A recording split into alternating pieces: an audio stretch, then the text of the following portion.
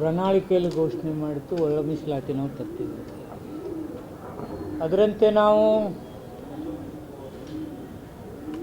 ಮೊದಲೇ ಒಂದು order issue ಮಾಡಿದ್ದೀವಿ. ಆನಂತರ ಇದು ಬೇಡ, ಕಾನೂನಾತ್ಮಕವಾಗಿ ಆಗಲಿ ಅನ್ನೋ ದೃಷ್ಟಿಯಿಂದ ಅಸೆಂಬ್ಲಿಗೆ ತೆಗೆದುಕೊಂಡು ಅಸೆಂಬ್ಲಿಯಲ್ಲಿ ಎಲ್ಲ ಪಕ್ಷದವರು ನಮಗೆ ಸಹಕಾರ ಮಾಡಿದರು. ಯುನಾನಿಮಸ್ ಇವತ್ತು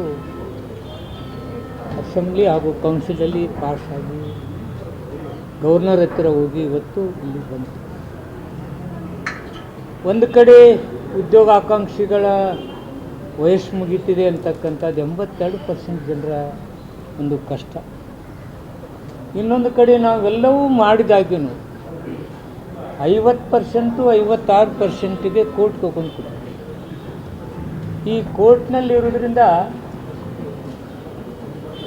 ತೊಂದರೆ ಏನಾಯಿತು, ಕೋರ್ಟ್ನಲ್ಲಿ ಅಲ್ಲಿ ಹೋದ ನಂತರ ಸರ್ಕಾರಕ್ಕೆ ಒಂದು ತೊಂದರೆ ಆಯಿತು. 56% ಮಾಡೋಕ್ಕಾಗೋದಿಲ್ಲ, 50ಕ್ಕೆ ಮಾತ್ರ ಸೀಮಿತ ಆಗಬೇಕು ಅಂತಕ್ಕಂಥದ್ದು.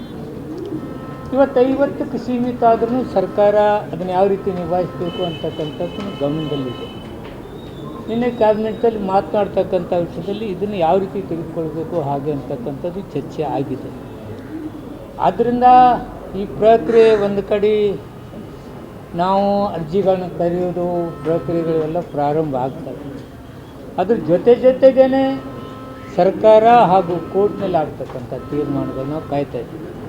ನಾವು ಕೋರ್ಟ್ನಲ್ಲಿ ಬಹುಶಃ 4ನೇ ತಾರೀಕಿಗೆ 4/3 ಅಲ್ಲಿ 2ನೇ ತಾರೀಕು 4/3ಕ್ಕೆ ಕೋರ್ಟ್ನಲ್ಲಿನೂ ತೀರ್ಮಾನ ಆಗಬಹುದಂತೇಳಿದೆ. ಆದರೆ ಒಂದು ಕಡೆ ಏನಾಗಿದೆ, ಎಲ್ಲ ಒಂದು ಕಡೆ ಒಳ ಮೀಸಲಾತಿಗೆ ತೊಂದರೆ ಆಯ್ತೇನೋ ಅಂತಕ್ಕಂಥ ಭಾವನೆ ಇದೆ. ಸರ್ಕಾರ ತೆರೆದ ಮನಸ್ಸಿನಲ್ಲಿ ಇರ್ತಿದ್ರೆ ಅಸೆಂಬ್ಲಿಯಲ್ಲಿ ಯುನಾನಿಮಸ್ ತರ್ತಿರಲಿಲ್ಲ, ಪ್ರಣಾಳಿಕೆಯಲ್ಲಿ ತರ್ತಿರಲಿಲ್ಲ. ಅದಕ್ಕೆ ಆತಂಕ ಬೇಡ. ನಮ್ಮ ಈ ಕಡೆ ಒಂದು ಕಾನೂನಿನ ತೊಡಕು ಬಂದಿದ್ದರಿಂದ ಸರ್ಕಾರ ಇದನ್ನು ತೀರ್ಮಾನ ತೆಗೆದುಕೊಳ್ತಿದೆ. ಒಳ ಮೀಸಲಾತಿ ಪ್ರಕ್ರಿಯೆಯೂ ಪ್ರಾರಂಭ ಇರುತ್ತೆ, ಈ ಕಡೆ ಅರ್ಜಿ ಹಾಕೋದು ಪ್ರಾರಂಭ ಇರುತ್ತೆ.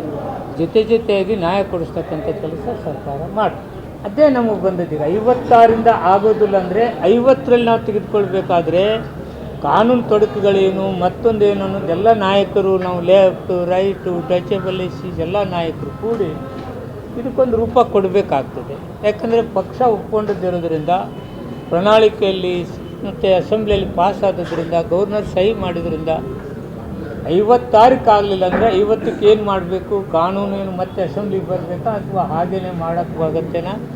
ಇದು ಕಾನೂನಿನ ತೊಡಕೆ ವಿನ ಸರ್ಕಾರದಲ್ಲಿ ಯಾವುದೂ ಗೊಂದಲ ಇಲ್ಲ. ಓಕೆ ಸರ್, ಯಾಕಂದರೆ ಈಗ 50% ಒಂದು ವೇಳೆ ಮಾಡಿ ಅಂತ ಬಂದರೆ ಸುಪ್ರೀಂ ಕೋರ್ಟ್ನಲ್ಲಿ ಇರುವಂಥದ್ದು 50% ಸೀಲಿಂಗ್. ಸುಪ್ರೀಂ ಕೋರ್ಟ್ನ ಆರ್ಡರ್ನ ಹೈಕೋರ್ಟ್ ಉಲ್ಲಂಘನೆ ಮಾಡಿ ಆದೇಶ ಕೊಡೋ ಸಾಧ್ಯತೆ ಬಹುತೇಕ ಕಡಿಮೆ ಇದೆ. ನಮಗೋದ್ ಬಗ್ಗೆ ಬಗ್ಗೆ ಗೊತ್ತಿದೆ.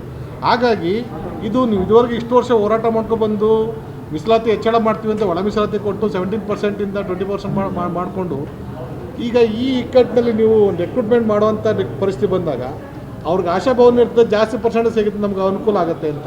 ಮತ್ತೆ ಸರ್ಕಾರ ಅವ್ರ ರೀತಿ ಕುತ್ತಿಗೆ ಚಿಂತೆ ಆಗಿದೆ ಈಗ.